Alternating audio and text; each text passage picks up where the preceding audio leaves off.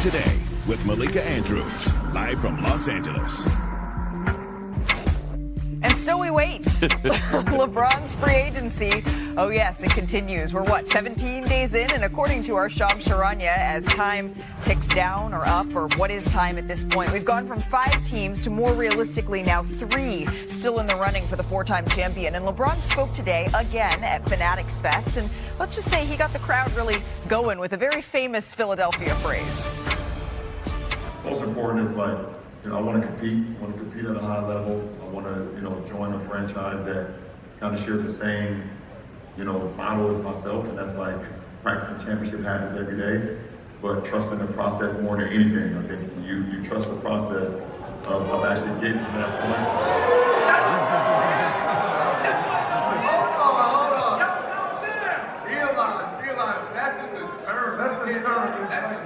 And by the way, I've been saying trust the process since I was drafted in 2003. I don't even know if MB was even born yet. Most of them were born. So, I'm gonna start talking. Y'all always think I'm talking, so okay, so we gotta trust the process, and then if you get to a place, where it's real sunny or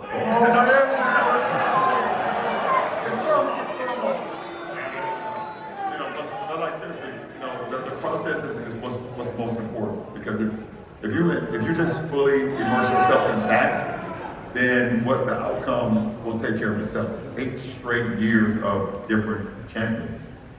So, everyone feels coming into the season, this could be our year. Every fan base feel like this could be our year as well. So, being with a team that's, kind of have that same model, we got to put the work in right here in September, October, and then what happens down the road.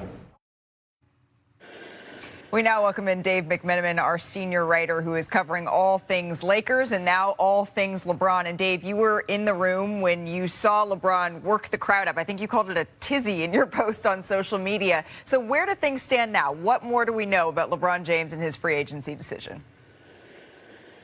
Yeah, Malika, there's still a handful of fan bases that still think they have a shot to get LeBron James whenever the decision comes. And I can tell you that those teams and the team brass associated with those fan bases also still have belief. Now, the list has narrowed. Really, we're talking about Miami, Cleveland, Philadelphia. And from the folks I've talked to over the last 24 hours or so, it seems like Golden State is more of a remote possibility than maybe we would have said a week ago or 2 weeks ago. And a lot of that has to do with the Eastern Conference and the path that it would provide to potentially playing in the NBA Finals. If you stay in the West, you basically have to go through 2 finals series in San Antonio and the Thunder in order just to get to the finals and then have to beat the Eastern Conference team. And so certainly that's part of the equation here. But the one thing that LeBron has continued to talk about after yesterday and today is don't look at next year, his 24th season, as the swan song necessarily.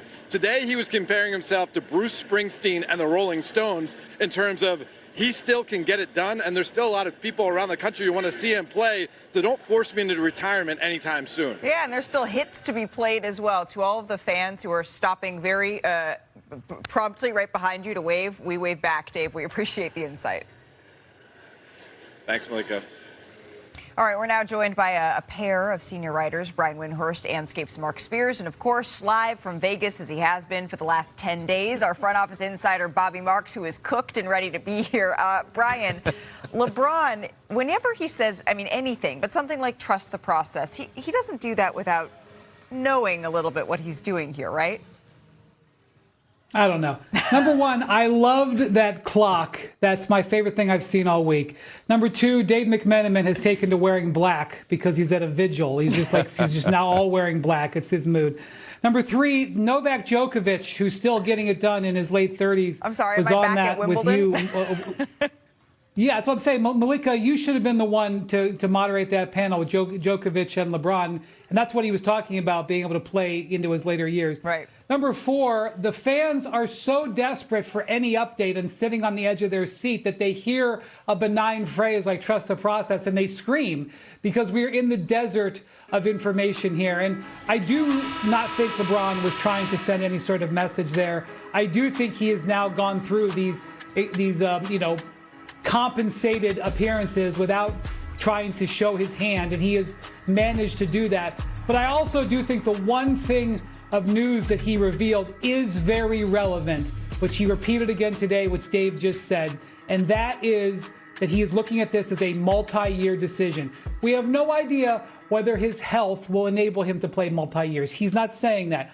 But the fact that this is a multi-year decision, I think absolutely will go into how this decision is made. And there are certain teams that set up better for a multi-year commitment as opposed to a one-off commitment. Right. And when you're saying there's a couple of teams that sound like they're better set up for a multi-year commitment, Bobby, what Shams and what Dave is reporting is that it seems to be narrowed down to 3. And by the way, all 3 of those teams reside in the Eastern Conference. When you're looking at Miami, when you're looking at Philadelphia, certainly, as we just talked about as well, is there one, Bobby, that is better suited than the rest in terms of where they're able to go, what they're able to do? Well, Malik, I've been leaning towards Cleveland just based on their roster with Donovan Mitchell and James Harden coming back, and of course Jared Allen and certainly Evan Mobley and some of the bench with their shooters. But I think what Philadelphia has to offer is certainly compelling. And I know there's a lot of ifs there with Joel Embiid's health, but when you look at Tyrese Maxey and VJ Edgecombe and Jaylen Brown and now certainly Joel Embiid, that's a compelling argument. But you can also look down south to Miami with Giannis and Bam Adebayo, and you've got an Olympic coach in Eric Spoelstra. Philadelphia's got an NBA champion in Nick Nurse, and certainly Bob Myers and Mike Gantz, who have won championships. So as I said, everyone offers a little bit of something that maybe the other teams don't have to offer LeBron. Well, I was kind of very intrigued by among his stop with Rich Kleiman yesterday. I'm talking about LeBron James, and he started talking about family, his 11-year-old daughter, Zuri, and he said every time he leaves the house, she's like, "Dad, where you going? Can I go with you?" And also in that podcast, LeBron was saying that family is a big part of this. Look at Zuri there. Yeah. Have you met her? I was standing right under the basket when this okay. happened, actually. I was on the sidelines for this game between the Lakers and the Golden State Warriors last season. Yeah. So she certainly plays a role, he said, in his decision. His wife plays a role in the decision. And where's his wife from? Like him, she's from Ohio. She's like Akron. And I remember when LeBron was there, he ran the city. Brian knows this. I used to go to that place, XO, and he had a spot in the back where you couldn't go. And, you know, it's like cheers if he goes back there. In terms of Golden State, they have told me that they think it's a longer shot, but it's also a shorter flight. He could be back there in 50 minutes to go to his daughter's volleyball games, have dinner with his family. Obviously, Draymond, and he's close with Draymond and Steph, and that's the case there. But if it's a family decision, I think Cleveland and Golden State certainly have a check that the other teams don't have. Well, and when you're talking about Draymond Green and waiting, it's not just us who, you say a dearth of information, a desert of information. All of us are sitting there on the edge of our seat, Brian. I don't think it's just the fans that are sitting there at Fanatics Fest. Teams are waiting. The league is waiting as a whole. And Commissioner Adam Silver, he spoke about LeBron's looming decision. Take a listen. Where LeBron plays will affect the schedule. So I would like him to make his announcement already so we can finish the schedule, because as you might imagine, the teams are calling us, the networks are calling us, and everybody wants to lock in the schedule. But it will influence how we set the schedule, how we set opening week, Christmas Day, etc. So I need him to make a decision, but the direct answer is I have no inside information. Well, of course, and usually we don't reveal the schedule here for a couple of weeks. They got a little bit of time. But, Bobby, there are ripple effects that are happening from LeBron James and his decision. By the way, we've seen huge free agents off the board way later than LeBron right now. Well, free agency is basically paused right now, Malika. Certainly there's been a couple signings earlier in the week, but when you look at teams like Philadelphia and Miami and Cleveland and as Mark said, Golden State, those are the teams that are holding 3 to 4 roster spots available. Draymond Green in Golden State hasn't signed. James Harden in Cleveland. And I think the two players to keep an eye on here is DeMar DeRozan and Bradley Beal. DeRozan is probably the best free agent out there outside of James and the two players I just mentioned here. And I think where LeBron goes could certainly play a big role as far as a potential DeMar DeRozan pairing. And that would certainly add some significant depth to one of those teams. Brian, what are you hearing in terms of the ways in which this has put free agency on pause, and understandably so? Yeah, so obviously the team that gets LeBron James is probably going to make other ancillary moves. Malika, one of them may be to trade for Bronny James. We don't know if that's going to be a part of it. Right now, the Lakers, for example, I don't think they have any roster spots. If they traded Bronny James to a place where LeBron goes, they would have a roster spot and maybe sign an additional player. Not to mention, we've got DeMar DeRozan out there. And maybe LeBron is step 1, DeMar DeRozan is step 2, and Jonathan Kuminga is step 3 for some of these free agent forwards out there. So you will see a rash of things happen once LeBron selects a team. We're not even seeing extensions negotiated. Like there's, right now there's some guys who are sitting on potential extensions that could be really important, like Karl Anthony Towns, like Michael Porter Jr., and those deals aren't getting done right now. It's not even directly related to LeBron. So we've seen this happen on July 2nd or 3rd in the past with LeBron free agencies. Now we're seeing it happen on July 13th, 14th, 17th, what have you. But it is definitely log jamming the league. And I will tell you this. This is one thing I can say with confidence. LeBron does not care about holding the league up with its schedule. He will make them wait until he is good and ready to make a decision. You know what? I beg to differ with Adam Silver. We got something to talk about in mid-July, right? Like we could be talking about, respectfully Jalen Duren, and we ain't talking about James Harden. And, I'm sure the Clippers are like, well, Adam Silver, tell us about our situation too. What about rushing to that decision? But this is good TV, right? Well, August 14th, Mark Spears, was our schedule release show last year. So maybe by August 15th, we will not just be reusing Brian's favorite new clock toy that we're using here in studio. We got a lot to get to on NBA today. The week for Jalen Brunson, After cleaning up at the ESPYs on Tuesday, the finals MVP, he's been at Fanatics Fest. He's been hanging with WWE superstar Rhea Ripley. He was also asked about going from being the hunters to the hunted as the defending champs. It'll be different for sure. It's obviously for the first 8 years, I've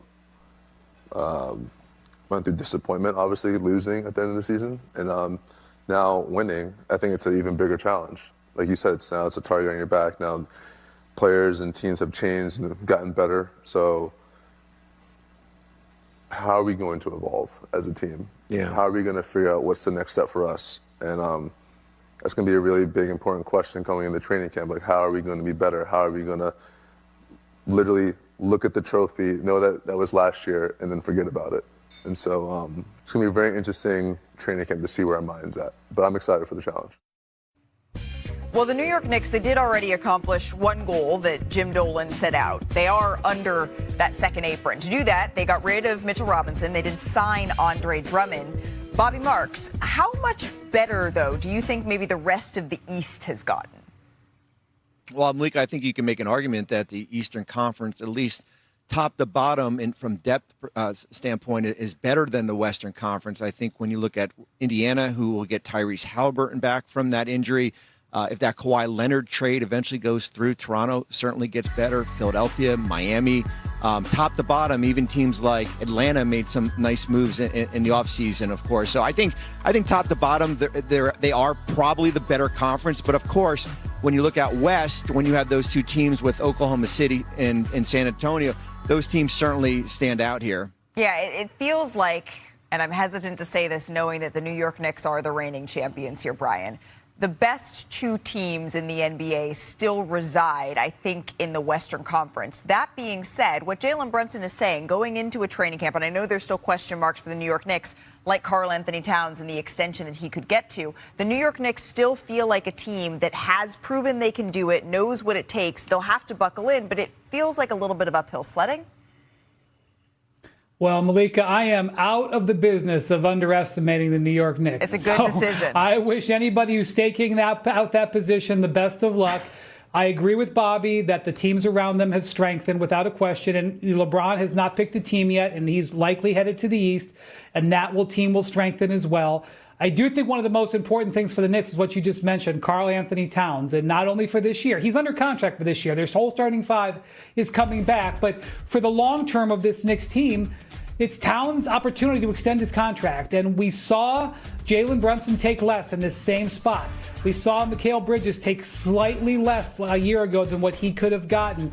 Towns, and to a lesser extent, Josh Hart, are both in position to take extensions this year. We just saw Victor Wembanyama leave some money on the table. It's driving the union crazy, Malika. The union had a press conference a week ago decrying the second apron, but it's the reality. And if the Knicks are going to remain together, then Karl Towns is going to have to make a decision, because I know that the Knicks are going to try to get him into a contract that makes it feasible to keep him together. So really the drama for the Knicks is going to be with the contracts for the next couple of months, and obviously Jalen Brunson recovering from the offseason wrist injury. But if they're fully healthy, I still think the Knicks are incredibly formidable and incredibly hard to beat 4 out of 7. And to your point about that press conference, Brian, I don't see the second apron going anywhere. It is working as it was intended to work by the owners in achieving this sort of parity, although we can have a separate discussion about keeping your own stars and whether or not that's something that was an unintended consequence. Yeah, and look, I'm going to put some respect on the Knicks name. They're one of the best 3 teams in the league.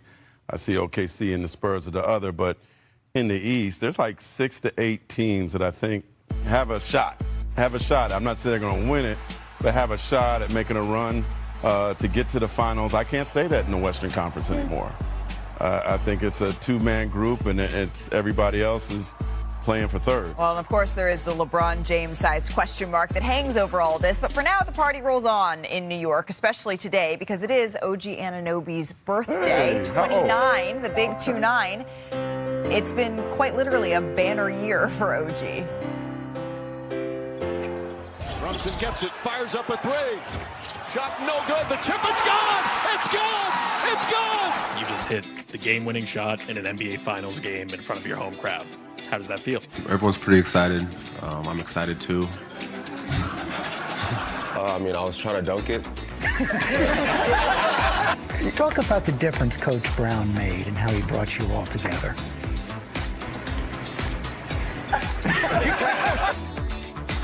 To the best fans in the world, we thank you for all your love and support.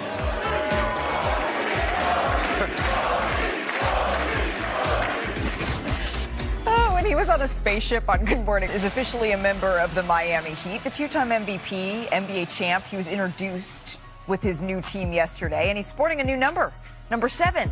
Our own Young Massouk, he was in the building yesterday. He spoke one-on-one with both Giannis and Pat Riley. If there was a scenario for that to happen, I would be very, very excited. He's one of the best players to ever play this game, if not the best. I'll be able to learn so much from him. Obviously, brings such a championship experience to the team right from day one. I think he's still one of the best players in, if not top 25. He has to be up there. You don't see signs of him slowing down at all. But I'm just, like everybody else, we don't have all the information. All the information is in LeBron James' hand and his family hands, and he's going to make the best decision for him. I hope if he thinks that the Miami Heat, that's a good decision for him. I would love for him to be here. We've had conversations, with Rich, and they were very good. So if that happens and, he wants to come to the 305, we got a golf course. Okay. The weather's nice, Steve Kerr. It's the same thing down here. And so, and there's no state tax. So that's a little better in California. You know what? Yes, it is. So if they're making their pitches, let's just take a look at what the Heat's rotation could look like if LeBron James signs. And LeBron, he would probably be the lead playmaker, setting up a pair of dominant bigs and Giannis and Bam. So bringing back Brian Windhurst, Mark Spears, Bobby Marks here. Brian, you've said that LeBron to the Heat, it started maybe to make a little bit more sense as we near, where are we now? What is time? 2.5 weeks into free agency? Why is that? Well, look, if LeBron picks Cleveland, everybody in the league will understand it in a second. It's totally fine. But obviously, he's weighing certain factors here. And part of it is style of play. And if he goes to Cleveland, he won't be able to play the style of play he's played for the majority of his career, where the ball is mostly in his hand because of Donovan Mitchell and James Harden. And in Miami, the lead ball handler role is there. They're not a complete team. The Cavs would be a more complete team. But also, I will just say that Pat Riley, over the decades, Malika, has been able to have second acts with all these great players. Alonzo Mourning left under a little bit of a dark cloud and came back and had a wonderful end to his career there. Shaquille O'Neal, after leaving with animus, ended up returning to the franchise, getting his number retired. Dwayne Wade obviously left in free agency in a disagreement, came back and had a great end to his career. Now there's a statue outside. Pat Riley knows how to bring guys back. And while there was obviously disappointment when he left in 2014, there has never been the animus that existed in other places where LeBron left. So I would just say that you can create a compelling case. It may not be the winning case. Cleveland may end up being the winning case. Philadelphia, certainly. But Miami has a pathway, especially with LeBron saying he's looking at the idea of multiple years. Well, multiple years has been the formula for him. He's won a championship in the second year everywhere he's switched teams. I think Miami would be at their best in a year from now, and LeBron could be a part of that. You know, one thing that kind of concerns me, or definitely concerns me about this team is the scoring they lost with their stellar backcourt that they had last year. But from a rebounding standpoint, just with Giannis and Bam, you got two guys that over the last 5 years are in the top 15 in rebounding. Giannis was third, Bam was 12. And if you add LeBron James, and this is defensive rebounding, LeBron was 21. You're getting one shot. If you're playing these guys, you're getting one shot, which I think would certainly make them very daunting defensively. And I'm curious to see what would happen with Wiggins. Would they do something with Wiggins? Would they keep Wiggins?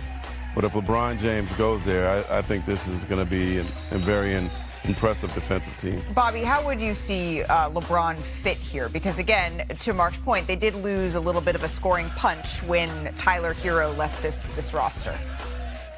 Well, I think as Brian hit it right on the head, I think he fills a primary need, and that's a playmaker on this roster here. I think certainly with Giannis and Bam, and they addressed some of their shooting with the Tim Hardaway Jr. signing here. So, yeah, I mean, I think Miami makes a compelling case. I'll even throw in that we're probably not going to have property taxes down here as a resident of the state of Florida. So if I want to add that to Pat Riley's list of things that are appealing, we could add that to there. But yeah, I think it's a little bit different than what Cleveland could potentially offer here when you add LeBron to that mix with Bam and Giannis. Defensively, potentially could be elite with those two players. Well, LeBron or not, this is already a new era, right, for the Miami Heat. And I feel a little bit bad that it's been so overshadowed by LeBron. This is Giannis Antetokounmpo that we are talking about, and he's actually going to be wearing number 7 for the first time in his 13-year career. He spoke about why he changed his number yesterday. The reason that I really changed my number is because I feel like, 34 holds so much weight and has so much history. And out of the, respect to, the organization that drafted me and I played for 13 years, I decided to leave that number there and try to start a new chapter. Hopefully I can leave my mark here in Miami and make number 7 as legendary as number 34. But it's almost like kind of having a closure for me, just to have a closure from that number because it meant a lot to me. And number 7 looks good. It's fresh. It's clean. I saw some kids wearing it in the street, so I'm excited to create more moments with that number. It is going to take a little bit of getting used to, but 34 is staying, my friends, in Milwaukee. So let's just put it to bed then, shall we, with a little top of the top. This is top plays, Giannis, number 34. We're starting in 2016 against Oklahoma City. A little Euro step. Look out, Serge Ibaka. Great train, right down the middle. This is vintage Giannis. And then 2018. Hey. Ooh. That was violent there, Brian. Yeah. He wanted to jump, and then he decided to Poor Costa. Greek on Greek. Hey. That's Greek on Greek crime. Yeah, exactly. Throwing down the hammer against Detroit. And then we have a whole section for top playoffs. 2019, this is the first round. Takes off from the free throw line. Oh. Wow. Sick. 2021 finals now. We knew how pivotal this play would become. Woo! Iconic. Absolutely iconic. And so was this. Hey. This absolutely started this series, the plays down the stretch of these games in Phoenix. Incredible. Game 7 or game 6. Young Giannis. Yeah, young Giannis in MSG. Somebody made it. Was that David Lee that made a business decision? Who was that? And then the fadeaway buzzer for the win. A little touch. Were you at that game? And then you know which one we're going to end with, right? Of course. Poor Tim Hardaway. His teammate. Oh, that is what we really call that the first day of a practice? poster. That is truly what we call a poster. All right, so in television, we have these things that they're called transitions. And producer gets in my ear, hey, Malika, you're going to have to make a quick transition to get from one topic to another. I'm going to be honest with you guys. I don't got a great transition here, but either way, you need to hear what we're about to show you, because we know, right, that Adam Sandler, he officiated Taylor Swift and Travis Kelce's wedding over the holiday weekend. But what he did right after, Brian, it may be just as epic. And I mean, who hasn't reached out to a local police department because ball is life? Nantucket Public Safety, this line is recorded. Hi, how are you? I'm visiting your island right now, and I was wondering if you could answer a question. I like to play basketball. Is there any outdoor courts where people play? Off the top of my head, there's only one I can think of that's outside, and I'm not even sure if it's available to the public right now, but it's behind the Muse on Bacchus Lane. Okay, thank you. I'll check it out. All right, you're welcome. All right, you're welcome. Thank you. Well, guess what? It looks like he found what he was looking for, because the photos emerge of him hooping with some locals in Nantucket. They don't look like they're hooping. Well, here you go. We got a video for you. Doesn't matter that they might be 14 years old. Ball is life, Malika. Whether or not that's an abuse of power, we don't know. You know what? Ball is life, and this is Nantucket hooping. This is important. This looks more like New York City than Nantucket. I'm just going to be honest with you. Okay. This is just highlights. This is New York City. Not the players. Don't hate the player, hate the game. You know what? I think we could play at that game, Brian. Ask and you shall receive. Knees are good for that. A week into Summer League, and some of the top 5 picks are still in action. So let's check in on last night's slate.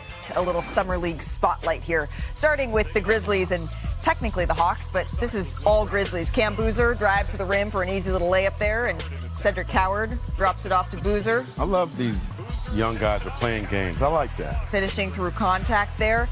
So the Hawks still scoreless, Brian Windhurst, at this point in the game. What's Tim Bontemps saying about this one? He would be saying this is a gong show. The Hawks, they had the fewest 2 points that we have seen in a quarter in Las Vegas Summer League history. But Boozer, Coward, the connection continued here. Cam Boozer lobs it up to Coward for the easy finish. The Grizzlies go on to win this one. They've got work to do. Lakers and Bulls facing off here. Caleb Wilson has been a lot of fun to watch here. Bulls have been drawing some comparisons to Kevin Durant here with Caleb Wilson. Barnett. So is that Ticket 2.0? Well, he has been drawing comparisons to Kevin Garnett. Real Ticket? He was talking some trash like KG in this game too, Malika. Well, yeah, it's given a little KG energy here. The rejection. Here's Caleb Wilson on his comparisons to KG. I mean, I feel like me and KG are similar. I feel like he's really competitive. We're both kind of tall and athletic, and I get the comparison. We see it, right? Yeah, he's going to shoot more threes than KG did. Caleb Wilson gets a steal, going the other way, slam. And then the Lakers. Okay. In transition, beat the clock there. Gotta love Elmore celebration by the way afterwards. So the Lakers win despite Caleb Wilson having 21 points and 8 rebounds. But let me tell you this, the first 4 picks, they're putting up numbers at Summer League. And as things stand, this is the first time that each of the top 4 picks from the same draft averaged at least 20 points in a single Las Vegas Summer League. And now, I love it when we get to be joined by one of the stars of Summer League, the number 2 overall pick from the Utah Jazz, Darren Peterson, making a little bit of time. Darren, thank you so much for joining us. Thanks for having me. We really appreciate it. And you know what? I love when we see top picks play not just a game or 2 at Summer League, but really stay in the lineup. And you have certainly been doing that. Can you tell us a little bit about that decision, such a long run in Las Vegas? Yeah, I haven't played a game since March. So to be able to go out there and compete with these guys was something I wanted to do, and I had a ton of fun doing it. Well, it looks like it. And you said in one of your post-game interviews that as well, that you're back having fun on the court. What exactly is your definition of that? What does that mean when you say you're back having fun? I'm feeling healthy, and I'm feeling like I'm back to being 100%. So that makes it fun for me when I can go out there and give it my 100% every time. It's fun for fans, too, I think, to watch. And we've also seen a massive spike in your assist numbers in Las Vegas compared to the year you spent at Kansas. Do you see yourself as the Utah Jazz's point guard of the future now? I think more combo. Me and Keontae can both play on or off it, so either or. Well, it was about to be Coach Keontae, right? Keontae George was close to be coaching you at Summer League. That didn't quite happen, but he is around this Summer League group. What have you all been talking about learning from one another? He's telling me it's a long season, so get these games in and get as much game reps as you can now because I'm going to be thrown into that fire when the season comes. So just try to prepare as much as possible now. What are you most excited about teaming up with Keontae George? Just learn as much as possible from him. He's done everything I wanted to do. He's been in the league 4 years now, going into 4 years. So just picking his brain and learn as much as possible. When we team, I do think there is I won't say expectation, but maybe a hope that this is the year that this group returns to playoff contention. Is that an open dialogue that you have with your new teammates? For sure. That's definitely something we talk about a lot and definitely a goal of ours. And I'm going to try to do everything I can to help be a part of that. And part of that is film study when you're doing everything you can. And I was watching an interview, I don't know if you saw this, that your coach Will Hardy did with our Tim McMahon. And he detailed that right after your Summer League, you know exactly where I'm going with this, right after your Summer League debut, you all sat down to watch some film, and he took a little detour in that film session. Can you just tell us the story? What happened? Yeah, we watched some film on Ed Reed. It was just a player he said he wanted me to be like on defense. And I didn't know who he was, actually. I'm a Bengals fan. So he showed me, and now I know exactly what he meant. Like, he's light on his feet. He's making a ton of plays on defense. So definitely was huge. Well, and so you were watching highlights of yourself, and then all of a sudden, how many minutes of NFL highlights were you watching after that? I think we went a good 10 minutes of football film. You're like, all right, I get it. I mean, we're going over to the football, too. I'm going to be versatile here, and I'm understanding what you're saying. But he's not the only Hall of Famer that you are studying or maybe that you are looking up to in this. You've mentioned Kobe Bryant as someone who you consider, even in Summer League, when you're suiting up for all of these games, when you know that a fan has showed up to see you. How do you think of Kobe when you're doing something like that? I think it's easy for some people to say, like, it's just Summer League, like, just go out there and play. But my mindset was go out here, try to get better, and try to help my team win every game. Obviously, we went down some, but my goal every time was to go out there and get better. So that's something Kobe was. He wanted to get better every day. So I just follow stuff like that. We're nearing the point where we're going to see the NBA schedule released here in the next couple of weeks. Is there a game or a team that you are going to have circled as soon as the schedule comes out? Right now, all of them. I'm just looking forward to playing everybody. There's somebody on every team that I'm excited to play against. So I'm just looking forward to the season and super excited for it. Last thing before I let you go, we were talking yesterday about you on the show, and I think one of the things we all appreciate already is how hard you play. And you've said even when there's 10 fouls that you get at Summer League, you're going to set the tone early. You're smiling big. Why? What's the mindset there? Yeah, that was my mindset. They told us we get 10 fouls, so I shouldn't let anybody get any layups or any easy buckets. If I get 10, like I said, I'm going out with 9. Exactly. You're going to go right up, toe on the line, right up to the limit and set the tone. Darren Peterson, we really appreciate the time. Best of luck the rest of the way, and we'll see you officially in a couple of months here.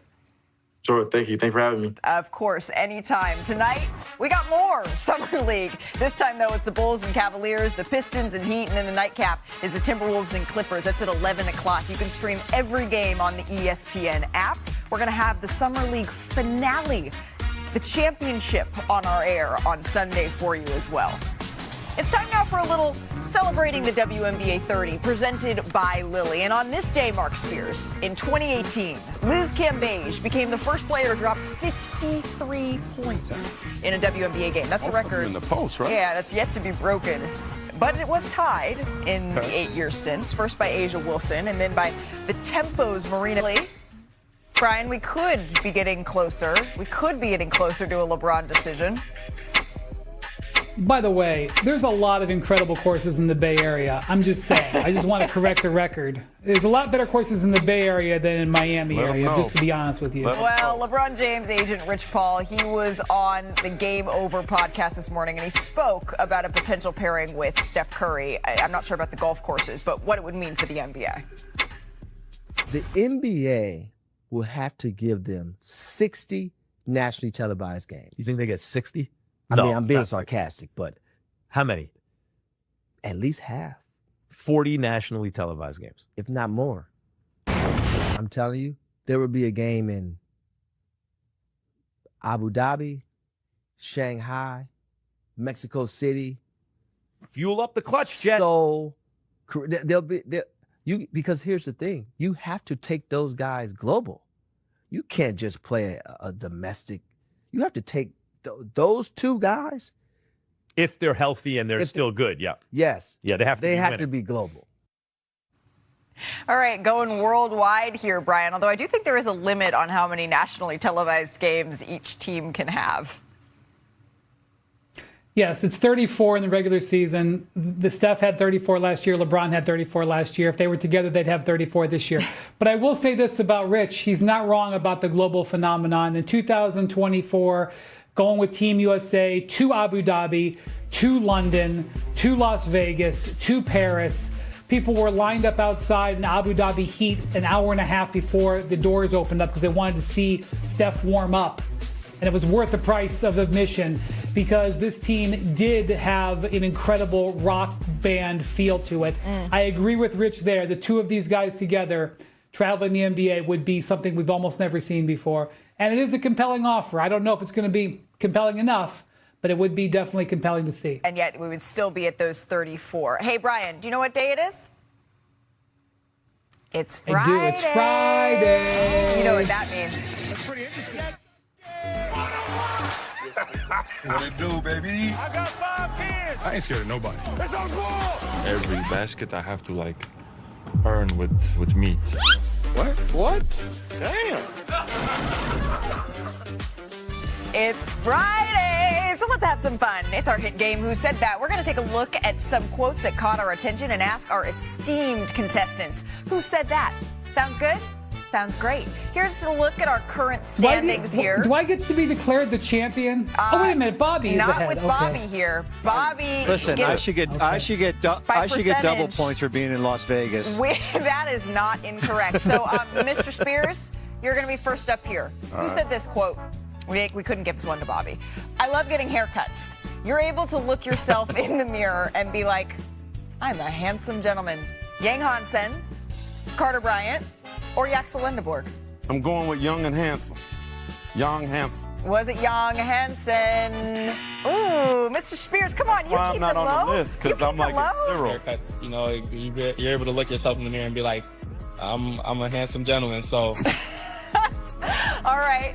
Brian, can you do any better? Next one's for you.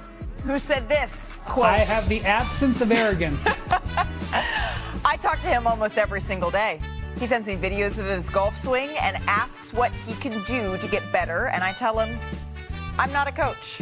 Did Steph Curry say this about LeBron James? Would J.R. Smith, who is an excellent golfer, a collegiate golfer, have said this? Or Austin Reeves, who is one of the self-proclaimed best golfers in the NBA, have said this? I want to thank the Who Said It gods because I know this one. Oh, yeah? It's the $180 million man, Austin Reeves. Final answer. Was it Austin Reeves? Oh, Bobby, he's coming for your crown. I'm retiring till next season. Thank you, Malika. Have a nice summer. So they sends me videos of his golf swing and asks me what he could do to get better, and I tell him I'm not a coach. All right, Bobby, last one is for you, sir. That crown could be in jeopardy. Who said this quote? Seems very dangerous. We're trying to take candy from a baby, essentially. Was that Scotty Barnes, Draymond trying to take the candy, or was it Luke Cornett? I'm going to say Luke Cornett. Was it, in fact, Luke Cornett? Oh, the Las Vegas Heat's getting to you, my friend. That's a shame, buddy. I'm sorry. We got people everywhere on the floor.